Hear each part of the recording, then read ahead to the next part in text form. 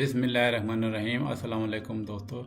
मेरी आज की जो वीडियो है वो एक टॉपिक प्रेगनेंसी के बारे में, जो एक काफ़ी डेंजरस कंडीशन होती है। इससे पहले अगर आपने मेरी शॉर्ट वीडियो देखी होगी, उसमें मैंने इस बीमारी का थोड़ा तारुफ कराया था। आज मैं इसकी ज़रा डिटेल वीडियो आपके सामने पेश कर रहा हूँ। तो इसमें क्या होता है कि नॉर्मली तो आपको पता ही होगा कि जो प्रेगनेंसी होती है कि वो कैसे स्टार्ट होती है। मतलब जो है ना, मेल से स्पर्म जाता है, उधर से फीमेल की ओवरी से एग रिलीज होता है। तो जब दोनों आपस में मिलते हैं तो एग की फर्टिलाइजेशन होती है। तो वो क्या होता है कि जो फर्टिलाइज्ड एग होता है ना, वो ट्रैवल करके, मतलब फ्लोपियन ट्यूब से ट्रैवल करके जो है ना यूट्रस की मेन कैविटी में आ जाता है। तो वहाँ पे जो है ना उसकी ग्रोथ शुरू हो जाती है। तो फिर आगे से वो बच्चा बनना शुरू हो जाता है। लेकिन एक्टोपिक प्रेगनेंसी में क्या होता है कि जो ना वो जो है जो ग्रोइंग जो है, जो फर्टिलाइज्ड एग जो होता है, वो उसकी ग्रोथ मेन कैविटी की यूट्रस में नहीं होती और यूट्रस के बाहर ग्रो करना शुरू कर देता है। मिसाल के तौर पे, आम तौर पे बल्कि ज़्यादातर जो है ना केसेस में ये फ्लोपियन ट्यूब में ही ग्रो करना शुरू कर देता है, जिसको ट्यूबर प्रेगनेंसी कहते हैं। तो ये जो है, इसके अलावा ट्यूब्स के अलावा बॉडी के और मतलब जो हिस्से में, जैसे मिसाल के तौर पे जो एब्डोमिनल कैविटी है उसमें ग्रो कर सकता है, या यूट्रस का जो लोअर पार्ट होता है, जो सर्विक्स जिसको कहते हैं, उसमें ये ग्रो कर सकता है। इसके अलावा ये जो है ना एक्टोपिक प्रेगनेंसी ओवरीज में भी स्टार्ट हो सकती है। तो ये जो है ना काफ़ी एक तरह की डेंजरस कंडीशन है, क्योंकि इसमें वो ट्यूब जो जिसमें वो ग्रो करता है टिश्यू, वो फट सकता है। और अगर उसकी फौरी तौर पे उसकी ट्रीटमेंट ना की जाए तो वो जो है वो काफ़ी लाइफ थ्रेटनिंग जो है ना, मतलब सीरियस किस्म की ब्लीडिंग हो सकती है बॉडी में। तो वो एक तरह की इमरजेंसी हो सकती है, क्योंकि जो फर्टिलाइज्ड एग जो होता है ना, वो ज़ाहिर है यूट्रस के बाहर तो सर्वाइव नहीं कर सकता। तो इस वजह से ये काफ़ी ना एक तरह की सीरियस कंडीशन है। चलें, मैं अभी इसकी आपको अलामात बता देता हूँ। इसमें यह है कि कुछ ख़वातीन जो है ना शुरू में इसकी सिम्टम्स नोट नहीं कर सकती, और जो है बाद में ये कि इसमें क्या हो सकता है कि जो कुछ ख़वातीन में ये ना, जब जो उनकी एक्टोपिक प्रेगनेंसी होती है, वो एक तरह की उनके जो साइंस और सिम्टम जो प्रेगनेंसी के, वो जल्दी आना शुरू हो जाते हैं। जैसे मिसाल के तौर पे ज़ाहिर पीरियड मिस हो जाता है, ब्रेस्ट में टेंडरनेस हो सकती है और मतली स्टार्ट हो सकती है। और प्रेगनेंसी जब टेस्ट करवाएंगी तो वो रिज़ल्ट उसका पॉजिटिव आएगा। लेकिन ज़ाहिर है ये चूँकि प्रेगनेंसी यूट्रस की बाहर होती है तो सर्वाइव तो नहीं कर सकती।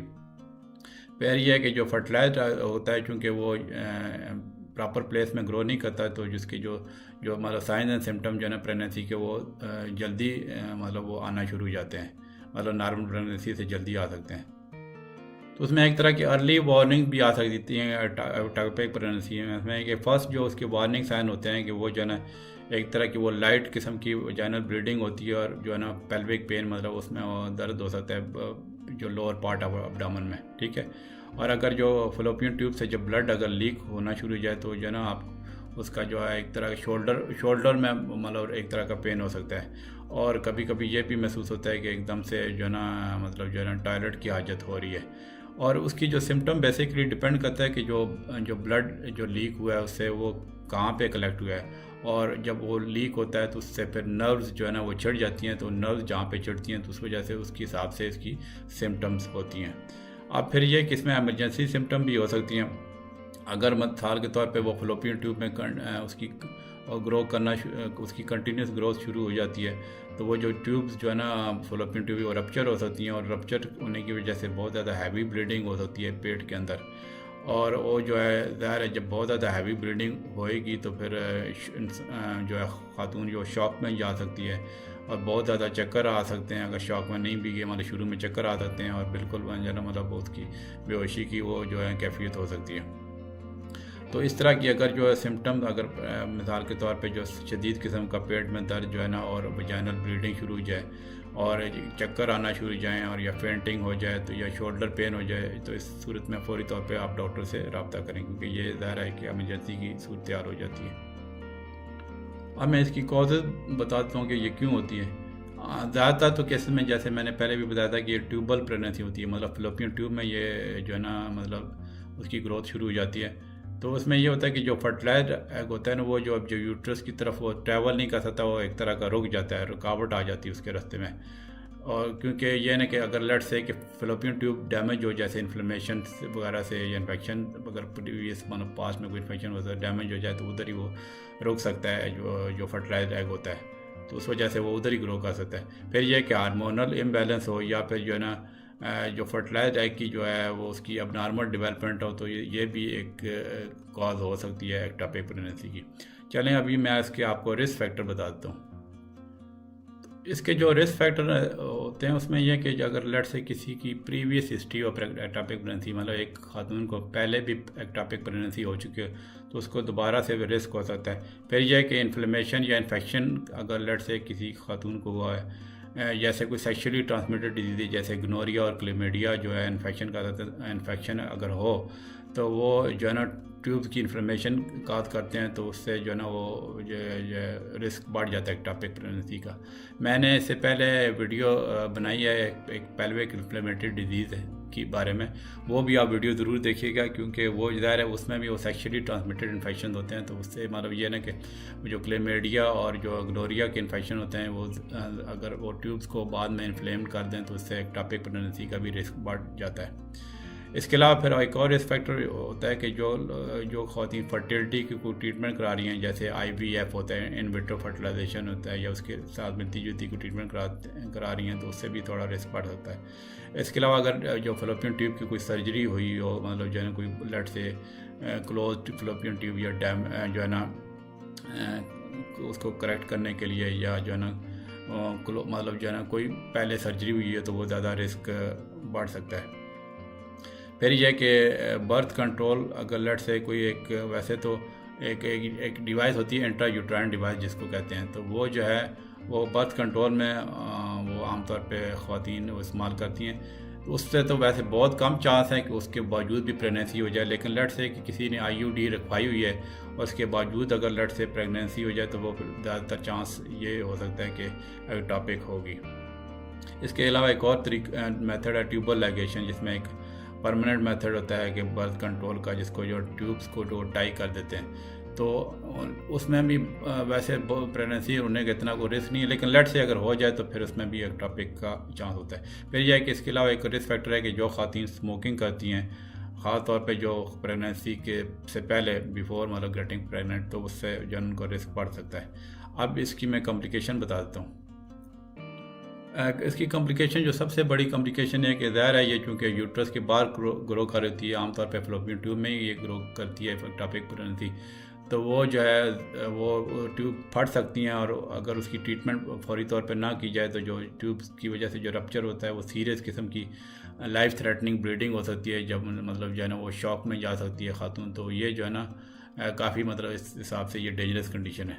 अब इसकी मैं थोड़ी प्रिवेंशन बताता हूँ। उसका कोई ख़ास इस तरह प्रिवेंटिव में यह नहीं है, लेकिन ये कि जो मैंने रिस्क फैक्टर बताए हैं अगर उस पर अगर अमल करें तो उससे थोड़ी बचत हो सकती है।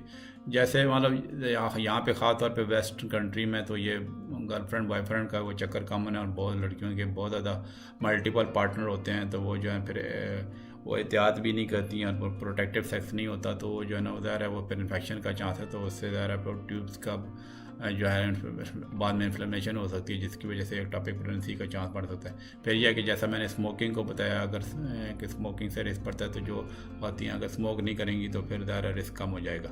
अब इसका मैं आपको ना डायग्नोसिस बता देता हूँ। तो ये जब खातून जो हमारे पास जब आती हैं एक्टोपिक प्रेगनेंसी के जो केसेस की आते हैं, तो उसमें यह होता है कि जो पेन और टेंडरनेस होती है जो या फ्लोपियन ट्यूब्स में ज़्यादा एक मैस सा बन सकता है या ओवरी में, तो लेकिन यह कि ऐसे फिज़िकल एग्ज़ाम में आमतौर पे ये नहीं पता चलता है इसका, तो फिर मतलब ब्लड टेस्ट और अल्ट्रासाउंड कराने पड़ते हैं। पहले तो ये कि जो ब्लड टेस्ट में इसमें ज़्यादा प्रेगनेंसी टेस्ट जो इसमें जो एक हार्मोन का जो HCG है, ह्यूमन कोरियानिक गोनाडोट्रोपिन, उसका जो ब्लड टेस्ट करते हैं कि उसमें पहले कंफर्म करते हैं कि प्रेगनेंसी है। फिर यह कि जो उसके जो हार्मोन के लेवल हैं वो प्रेगनेंसी में इंक्रीज़ करते रहते हैं, और जो इसके जो ब्लड टेस्ट हैं वो जो ना हर चंद दिन में रिपीट होते हैं, मतलब उस वक्त तक कि जब तक अल्ट्रासाउंड में जो है ना मतलब प्रेगनेंसी जो एक्टोपिक है वो कंफर्म या रूल आउट नहीं हो जाती। आमतौर पे जो है ना मतलब 5-6 हफ्ते के मतलब कंसेप्शन के बाद, ठीक है। तो फिर इसमें अल्ट्रासाउंड करते हैं, जो अल्ट्रासाउंड में उसमें एक ट्रांसवेजाइनल अल्ट्रासाउंड होता है, उसमें यह कि जो जब वो करते हैं तो जो एग्जैक्ट लोकेशन जो है ना वो प्रेगनेंसी की पता चल सकती है। और इस पर यह होता है कि जो साउंड वेव जो है ना वो क्रिएट करती हैं इमेजेस जो है ना यूट्रस और ओवरीज और फ्लोपियन ट्यूब के जो है ना वो जो है ना फिर वो जो इमेजेस क्रिएट होते हैं वो मॉनिटर पे आ सकते हैं। इसके अलावा अब्डोमिनल अल्ट्रासाउंड भी हो सकता है, तो वो जो है मतलब पेट के ऊपर से वो किया जाता है, तो वो जो है ना उसकी जो है ना प्रेगनेंसी कंफर्म करने के लिए और इंटरनल ब्लीडिंग को वैल्यूएशन करने के लिए वो कर सकते हैं। इसके अलावा और ब्लड टेस्ट जैसे कंप्लीट ब्लड टेस्ट कर सकते हैं कि कितना मतलब वो अनीमिया वगैरह तो नहीं है, ब्लड लॉस हो गया है तो मतलब जो है इसमें ब्लीडिंग का रिस्क है। और फिर यह कि इसमें अगर जब डायग्नोसिस हो जाए एक्टोपिक प्रेगनेंसी का तो उसमें आपको ब्लड टाइप की भी चेक करा सकते हैं कि मतलब कि ज़ाहिर है क्योंकि अगर ब्लीडिंग बहुत ज़्यादा होगी तो आपको हो सकता है ट्रांसफ्यूजन की ज़रूरत पड़ जाए। चलें आप इसकी मैं ट्रीटमेंट बताता हूँ। इसमें यह है कि जब यूट्रस के बाहर जो फर्टिलाइज्ड है ज़ाहिर उसकी ग्रोथ तो नहीं हो सकती, तो इसको जो मतलब ज़ाहिर लाइफ थ्रेटनिंग कॉम्प्लिकेशन से बचाने के लिए इसकी ट्रीटमेंट बहुत ज़रूरी है। फिर वो डिपेंड करता है कि आपको कितनी हमारे सिम्टम्स कितनी ज़्यादा हैं, शदीद हैं, तो उसमें फिर उसको ट्रीटमेंट उस हिसाब से ट्रीट किया जा सकता है। उसको 3 तरीके हैं ट्रीट करने के, मेडिकेशन से या लेप्रोस्कोपिक सर्जरी से या पूरा एक तरह का पेट खोल के अब्डोमिनल सर्जरी से वो इसकी ट्रीटमेंट होती है। तो पहले तो ये कि मेडिकेशन का मैं आपको बता देता हूँ। तो जो इसकी मेडिकेशन है वो ये ना कि उस सूरत में जो दी जाती है कि ज़ाहिर है कि अगर लेट से कि कोई मतलब जो है ना अनस्टेबल अगर खातून नहीं हुई, मतलब जो है ना एक तरह की उसकी स्टेबल कंडीशन है और अल्ट्रासाउंड पे या उस पर डिटेक्ट होगी है एक्टोपिक प्रेगनेंसी, तो अगर तो कंडीशन स्टेबल है तो वो जो है ना एक मेडिकेशन दी जाती है जिसको मेथोट्रेक्सेट कहते हैं। वो सेल ग्रोथ को स्टॉप कर देती है और जो है ना जो सेल पहले बन चुके होते हैं उसको डिज़ोल्व कर देती है। ये आमतौर पर इंजेक्शन की सूरत में दी जाती है। और फिर यह कि जब इंजेक्शन लगाया जाता है उसके बाद फिर HCG टेस्ट का वो हम ऑर्डर करते हैं, जिससे वो हम डिटर्मिन करते हैं कि ट्रीटमेंट सही काम कर रही है या नहीं, या मतलब हो सकता है दोबारा उसकी ट्रीटमेंट देनी पड़े। फिर यह नेक्स्ट जो प्रोसीजर आता है उसको कहते हैं लेप्रोस्कोपिक प्रोसीजर। तो जो लेप्रोस्कोपिक प्रोसीजर में उसमें 2 तरह के प्रोसीजर आते हैं, एक कहते हैं जो साल्पिंजोस्टोमी और एक होता है साल्पिंजेक्टमी। साल्पिंजोस्टोमी क्या होता है कि जो उसमें जो एक्टोपिक जो टिश्यू है प्रेगनेंसी का वो रिमूव किया जाता है और जो ट्यूब्स को जो है ना फ्लोपियन ट्यूब को उधर ही छोड़ देते हैं खुद से हील होने के लिए, ठीक है। लेकिन जो साल्पिंजेक्टमी होती है उसमें यह है कि एक्टोपिक प्रेगनेंसी का जो टिश्यू और ट्यूब्स को ही रिमूव कर दिया जाता है। ये जो प्रोसीजर इन दोनों का डिपेंड इस करता है कि मतलब जो है ना कितनी ब्लीडिंग या डैमेज हुआ है ट्यूब को, ठीक है। मतलब यह है कि अगर लेट से ट्यूब को इतना डैमेज नहीं हुआ तो ट्यूब को छोड़ भी सकते हैं और सिर्फ साल्पिंजोस्टोमी से जो एक्टोपिक प्रेगनेंसी का टिश्यू रिमूव कर सकते हैं। अगर ज़्यादा डैमेज है तो ज़ाहिर है ट्यूब को भी निकालना पड़ेगा, ठीक है। फिर यह कि लेट से कि अगर एमरजेंसी की सूरत हाल है, हैवी ब्लीडिंग हो रही है, तो फिर एमरजेंसी सर्जरी करवानी पड़ सकती है। वो एमरजेंसी सर्जरी भी लेप्रोस्कोपिकली हो सकती है या फिर पेट खोल के लेप्रोटमी के ज़रिए मतलब वो एमरजेंसी सर्जरी होती है।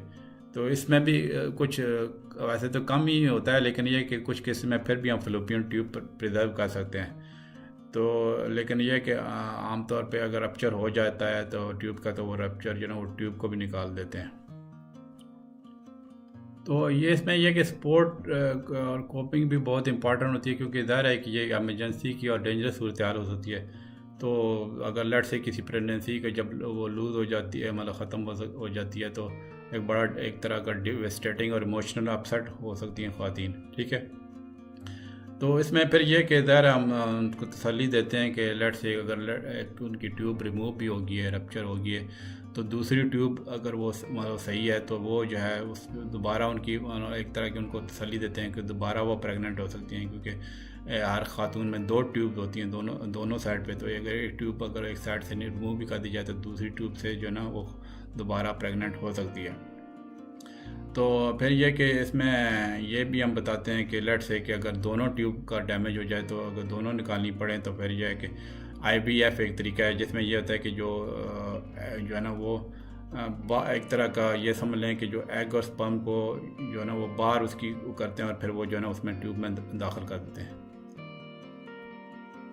मतलब IVF में क्या होता है कि जो मेच्योर जो एग्स होते हैं ना वो जो एक तरह की उनकी लैब में फर्टिलाइजेशन की जाती है मतलब स्पर्म से, तो वो जो है वो जो मेच्योर जो फर्टिलाइज एग होता है वो यूट्रस में दाखिल किया जाता है। ज़ाहिर ट्यूब अगर नहीं है तो वो फिर तो वो फिर इस तरीके से दाखिल किया जा सकता है, तो वो फिर इस तरह भी प्रेगनेंसी हो सकती है।